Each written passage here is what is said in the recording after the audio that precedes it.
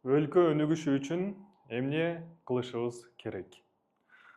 Кыргызстандагы демократия системасы ушундай экен, жалпы эл башкаруучуларды тандайт экен да. Бирок бул нерсени мен туура эмес деп ойлойм. Себеби азыркы учурда эл кайсыл адам күчтүү башкаруучу боло алат, кайсыл адам күчтүү мыйзамдарды жазып бере алат, аны аныктай турган учурга келе элек. Деги эле аны аныктоо дагы элдин жумушу эмес. Ал нерсени эл аныктабашы керек. Ал нерсени башка адамдар аныкташы керек. Элдин жумушу бул өзүнүн жумушун кылуу.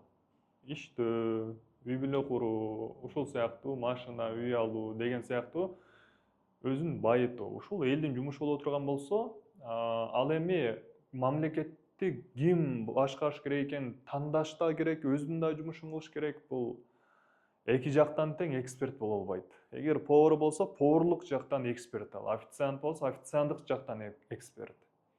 Водитель болсо, машина айдоо жагынан эксперт болот. Ал эми мыйзамдарды жакшы билген, мыйзамдарды мындай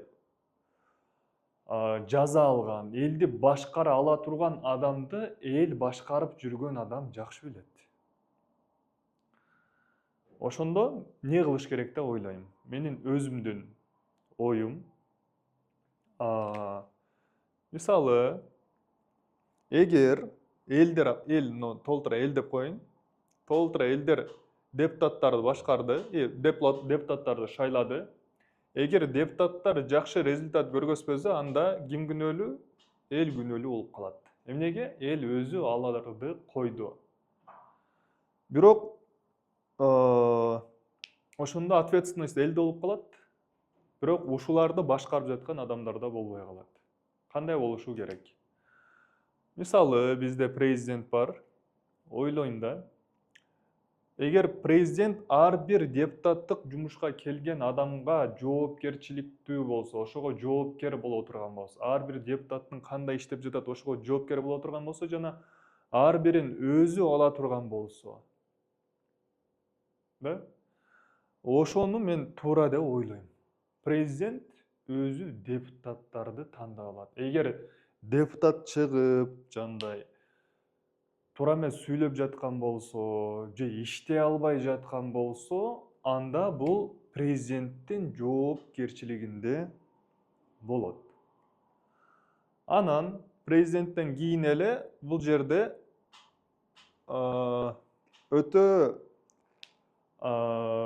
жашоосундагы тажрыйбасы бар совет директорлорду деп койсок болот, ушундай болушу керек. Булар менен кеңешип туруп, андан кийин бул жерден депутаттарды чакырат, депутаттарды коет.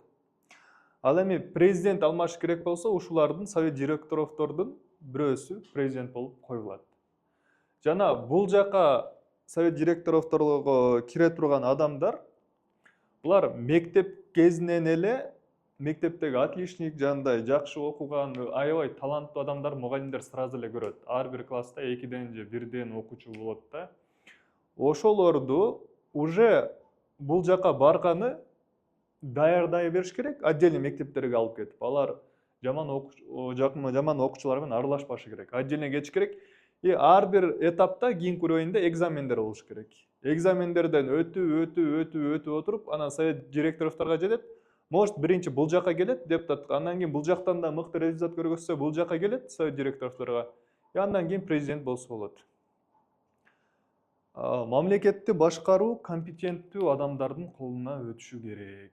Бул менин жеке оюм, жарандык оюм. Эртең мага келбегиле. Сен эмне аны сүйлөдүң деп эртең келбеңиздер. Бул менин жөн эле жарандык оюм. Өзүм аты жөнүм Салман Рай. Бизнес кылам, инвестиция кылам. Көп окуйм. Өзүм бизнес кылып жүрүп, ошону көп ойлоном.